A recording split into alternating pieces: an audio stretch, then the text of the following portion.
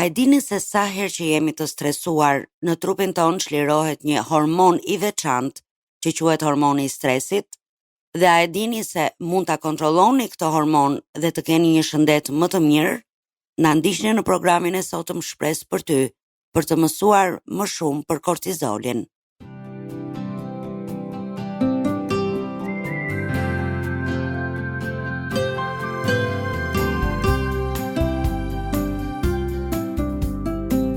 TWR Albania prezanton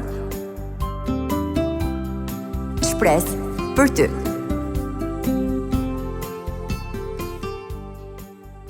Mikesha të programit Shpresë për ty, ju përshëndesim të gjithave edhe ju uroj mirëseardhje në programin ton të sotëm. Unë jam Dena dhe unë jam Marta.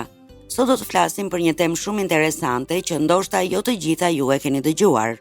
Do të flasim për kortizolin, që quhet ndryshe edhe hormoni i stresit. Në pjesën e dytë të programit, për inkurajimin tuaj, do të ndaj me ju se si të gjejmë paqe dhe çlodhje në Jezusin, mikun ton më të mirë.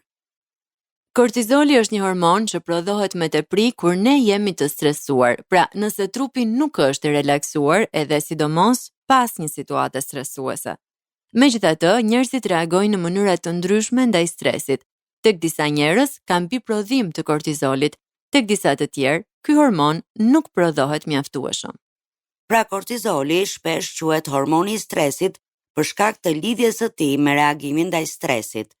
Megjithatë, kortizoli është shumë më tepër se sa thjesht një hormon i lëshuar gjatë stresit. Kuptimi i kortizolit dhe ndikimi i tij në trup do t'ju ndihmojë të ekuilibroni hormonet tuaja dhe të arrini një shëndet të mirë psikofizik.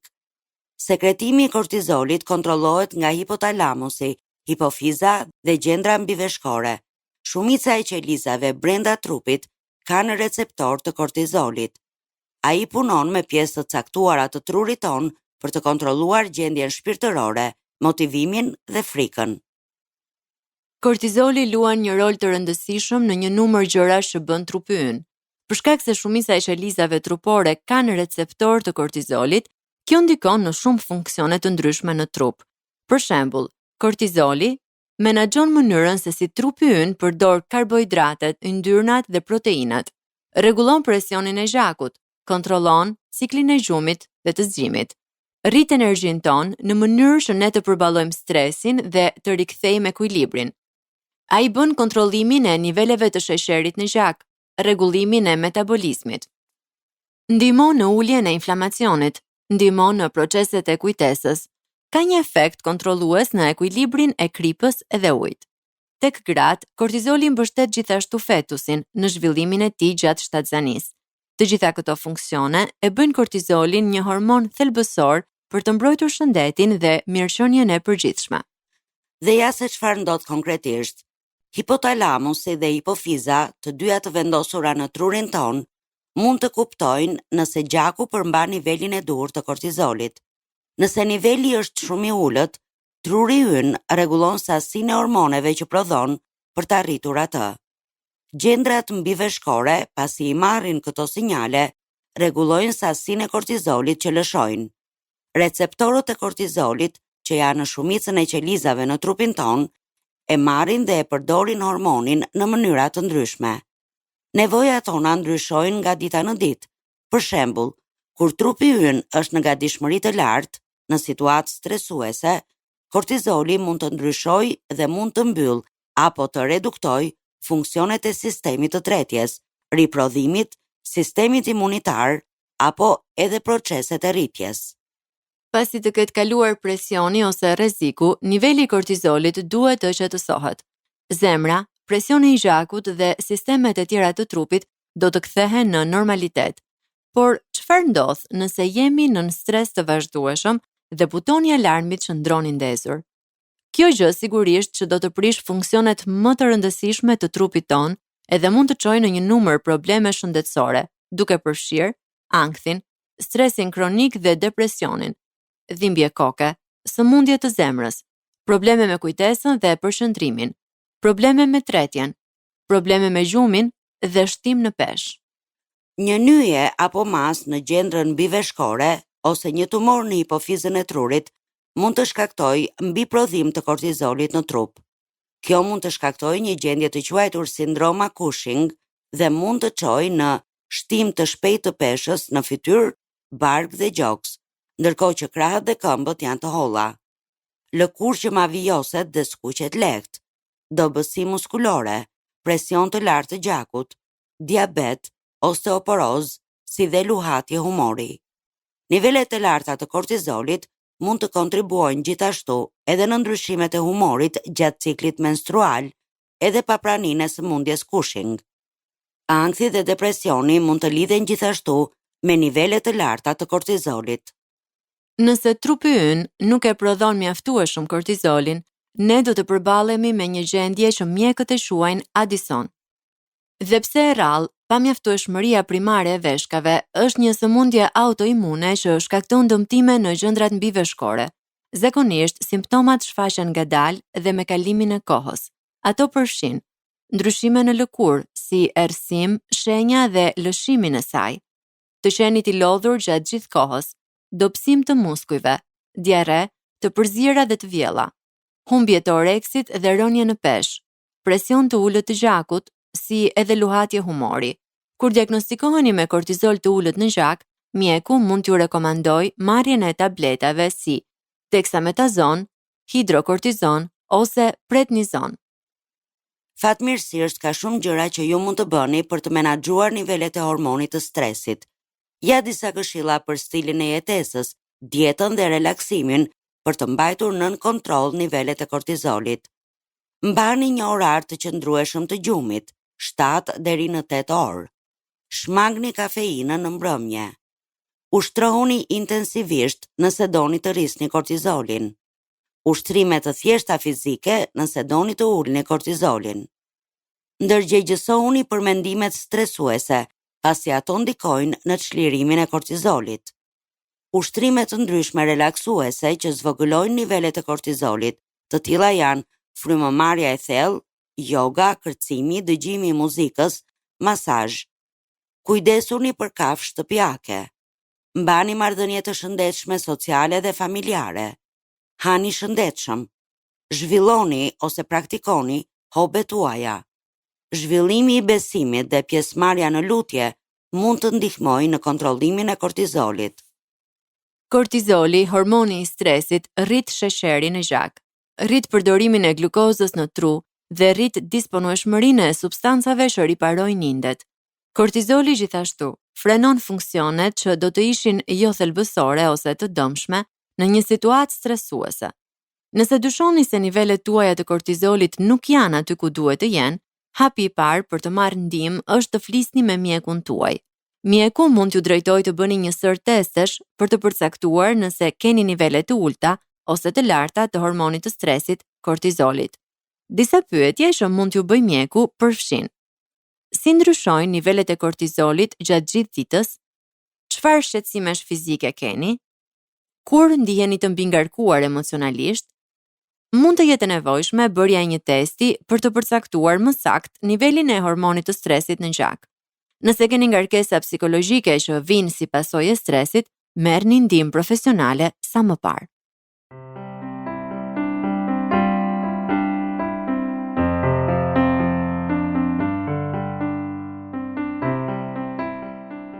Jemi rikthyer në studio me kesha të dashura, jeni duke ndjekur programin Shpresë për ty. Në pjesën e parë të programit kemi folur për kortizolin, që quhet ndryshe edhe hormoni i stresit, pasi prodhohet me tepri ose me pakicë në situata stresuese. Tani duam të ndaj me ju disa minuta inkurajimi përmes fjalës së Perëndis. Dhe fjala e Perëndis flet shumë për çlodhjen dhe se sa e rëndësishme është të kemi paqe dhe qetësi.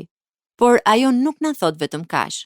Në Bibël na jepen mënyrat më të mira dhe më efikase për të përjetuar një paqe që atë i kalon çdo zgjuarsie. Tek Mateu, kapitulli 11, vargjet 28 deri në 30, Jezusi thot: "E jani tek unë, o ju të gjithë të munduar dhe të rënduar, dhe unë do t'ju jap çlodhje. Merrni mbi vete zgjedhjen time dhe mësoni nga unë, sepse unë jam zemërbut dhe i përulur nga zemra, dhe ju do të gjeni prehje për shpirtrat tuaj, sepse zgjedhja ime është e ëmbël dhe barra ime është e lehtë."